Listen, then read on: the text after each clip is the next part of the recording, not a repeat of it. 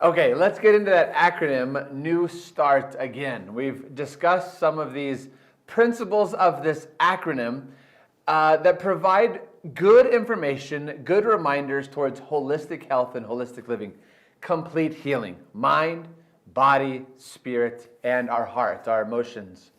So we've discussed the N already, that's nutrition. The E is exercise. The W is water, and it's time for the S, and that is sunlight. Now, I'll be honest, the sun and I have a complicated relationship. While I love the sun, and I love getting out into the sun, when I think about going out into the sun, the first thing that my mind thinks about is how much damage is it going to do? Now, yes, long-term damage as well we need to think about with UV rays and skin cancer. Very dangerous and an important topic to discuss. But in those moments, I'm typically thinking of sunburns. I just have this beautiful white canvas for the sun to paint its beautiful redness on. Light and I also have a complicated relationship. I like a very dark room when I sleep. I wonder, maybe you can, if you're on Facebook, you could put in the comments down there if you are like me, like a dark room. I don't like night lights. I don't like blinking lights. I especially hate anything blinking. That'll get my attention while I'm trying to sleep. One of the first things I do walking into a hotel room is I walk over to the alarm clock at the side table and I unplug that thing right away, and then I start looking around the room for any other lights that at night my mind will catch and will bother me. So the sun and I and light and I have this complicated relationship, but typically sunlight is very good for us in moderation. I think on the new earth, we're going to have a very different kind of skin and a different kind of atmosphere that will protect us, and we're going to love the light and the shining, especially the shining glory of God. But here, we've got a lot of issues. We've got to be careful how much sunlight we take in, but some sunlight is very good for us. So let's discuss our physical body. You probably already know that the sun helps us absorb vitamin D. Now, vitamin D is good for our blood. It's good for our immune system. It also helps our body process calcium, which, as you also know, is good for our bones. And so getting some vitamin D is very good. But did you also know that the sun can help you lose some weight? All right, now I've got everyone's attention, right? Some sunlight, especially early on in the day, actually stimulates our metabolism.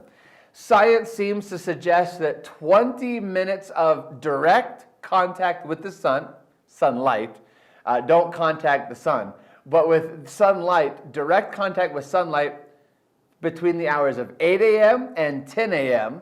will stimulate a more rapid metabolism as you process your food and things for the day. So getting some sunlight can actually help.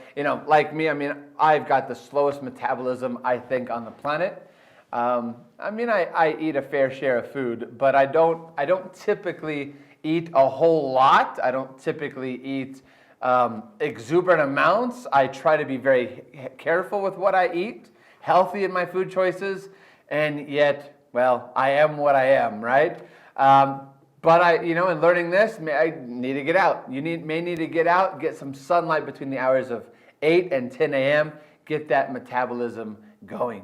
Now, what about our spiritual life? Well, I want to take your attention to the book of Romans. Let's keep reading what Paul had to tell us.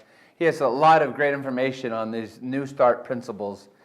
Let's read Romans chapter 13 and verse 11 and 12. It says this, "And do this, knowing the time, that now it is high time to awake out of sleep. For now our salvation is nearer than when we first believed. The night is far spent, the day is at hand. Therefore let us cast off the works of darkness, let us put on the armor of light." I want you to remember, I want you to always think big picture. I want you to always be thinking context. I want you to think study. We learn something good there when we read, but let's study it. Let's dive into this a little deeper. Who is Paul speaking to? Well, this was the book of Romans, meaning he's writing a letter, the epistle, the letter to the Romans, the Christians in Rome, whose culture were sun worshipers, whose culture, now hopefully, prayerfully, and as far as I know, the church had forsaken that stuff, given that stuff up, but the culture of Rome was very positive towards the sun, too positive towards the sun. They worshipped the sun.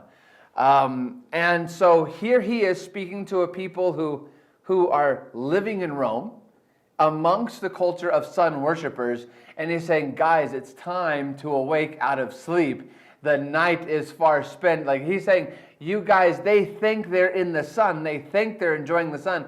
No way. Because we have to remember this. We want rays of sunlight, God's love, shining into our spiritual life. But there are other things that we think provide for us a spiritual well-being. We think they provide for us the peace we're looking for, the love we're looking for, the strength we're looking for, the wisdom we're looking for. Just like in Rome, they thought the sun was the giver of all these blessings, but it was the creator of the sun who gave them the blessings. He's telling this church, no, you might think you're in the light, but you're not. Get into the light. Well, we have to keep that in mind too. There are distractions of darkness in our life, whether that is traditions of our church doctrine, or whether those are habits and vices and temptations in which we fall into. There are things in which we use for entertainment because we believe that they give us a chill. We believe they help us relax or appease. There are things we believe that will provide for us true wisdom, but all those things are just distractions. They're really just darkness. And Paul challenges us, not later, not down the road. Don't make this big overarching plan of, okay, I'll give up this vice, this problem, this bad distraction. I'll give that up a week from now, a month from now, a year from now, when I grow up, when I get a job, when I get married, whatever, when I get retired, whatever. He says, right now. Our spiritual life is so vital. It's such an important gift, and we've got to focus on it right now. So friends, think about those things that you need to give up. They're keeping you in darkness. They're not providing the love, joy, peace, and wisdom that you think they are. You've got to give those things up and get into God's marvelous light. Okay, what about our mental life, our mind? Well, the sun plays an important role in that as well. We're going to discuss rest later and how better ways to get a deeper, better sleep. And boy, I hope I learned some things there because I'm not very good at sleeping. And so we'll have to come up with some good information for that one that I will need to listen to also. But on that topic, let's discuss how light affects our mind. Many years ago, some friends and I had gone camping overnight up into the hills of northern Arizona, the mountains of northern Arizona. We had a really wonderful time. I probably shouldn't tell you what we were doing. Well, I won't tell you what we were doing, but I'll tell you what it wasn't. It was not, we were not looking for Sasquatch on a Saturday night.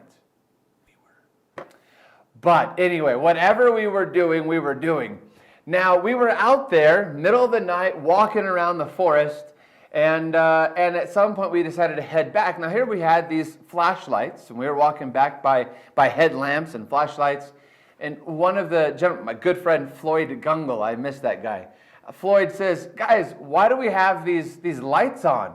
We said, well, so we can see. We don't want to trip or walk off a cliff. He says, guys, the flashlight, the headlamp only shows you what you want, what you are looking at, that one direct spot, but it blinds you of all of these other things. I had never thought of that before. So we turned off the headlamps, we turned off the flashlights. We stood there for a moment and let our eyes adjust, and then we actually could see better. In fact, we could see our campfire off in the distance, and so we knew exactly where to go and how to get back, and we could see a whole lot more around us actually by just letting our eyes adjust to the darkness. So when it comes to our mind, I want you to remember, I want you to know that God has built into us, into our bodies, into our life, into our well-being, natural ways that our eyes adjust to light versus darkness. He wants us to always see the light in the darkness. So what about at night when we're sleeping? I am the chief sinner of what I'm about to talk about, and that is artificial light, right? We know the drill because a lot of us do it. We get into bed, we get the lights off, and then we're like, all right, we're just going to watch this one video, or I'm going to read this one thing, or I'm going to play, I don't play Candy Crush, but that's the example that came out. I'm going to play 2 games of Candy Crush before I go to bed. Next thing we know what? Either an hour later we're still doing it, or we stick to it, we do that for a minute or 2, and then we turn it off, but our mind is running now. Our eyes are wide awake. We've got this, our brain is running and moving. We've stimulated that idea in our brains that it's nighttime, that there is light. The most important part of rest is letting our mind sleep. So be careful of light at night. Get into that dark room. If you're going to watch something or do something on your phone or your tablet, go sit in a lit room, another room, sit in the living room, go do it. But when you come to bed, turn those things off. Let your eyes adjust. Let your mind adjust. And I know it'll be a lot healthier for you and for me. Again, I really have to listen to that. I'm very, sometimes I'll watch something. Many times I'm doing something productive. I'm reading, I'm studying for a sermon or a Bible study. I've got to stop doing that stuff because then my mind runs on that topic all night long. Get off that artificial light and get a better amount of sleep. That topic deals also with our last topic, which is our emotional health. Again, God has built a natural reaction in our bodies to light or darkness. And we talked about our mind and our eyes. But when we are in light, especially in early morning light, and we learned that already with weight loss, but especially in early morning light, our bodies produce serotonin. Serotonin is a vital chemical for our mood. It puts us emotionally in a better place as that serotonin is flowing through our bodies. So, science suggests that in the mornings, either as the sun is coming up or shortly after the sun is coming up, go get a few minutes of light. Now, my family will know, and maybe you're this person in your home, or maybe you're not this person in your home, that when I get up, one of the first things I do is I walk around. I'm that guy, I'll admit. I'm the guy who walks around and opens up all the blinds, right? Opens up all the shutters and things, and opens up the light to come into the house. I like that. It feels good. It gets me going, and now science tells us that's exactly what you want. You want that light coming in early in the mornings. On the reverse side of that, when it is dark, your body desires to produce melatonin, and that's what helps. Also, rest deals with our emotions very closely. Melatonin helps you sleep deeper. Melatonin is really good, not just for your body to relax, but for your mind to relax. Now, for your body to produce melatonin, you can't be in a dark room with that artificial light. You can't be sleeping with the lights on things. You've got to be in a dark room, and your body naturally produces that melatonin that we need for a true deep sleep. So as you can see, the light plays a big part in our physical life, our spiritual life, our mental capabilities, and our emotional well-being as well. So let's let the Son of God, the Son of righteousness, speak to us through His Word. Let's do these things to get natural, good, healthy light at the right times, and then to shut it off at the right times at night. And let's do these because we want to be holistic, we want to be healthy, because Jesus is coming soon.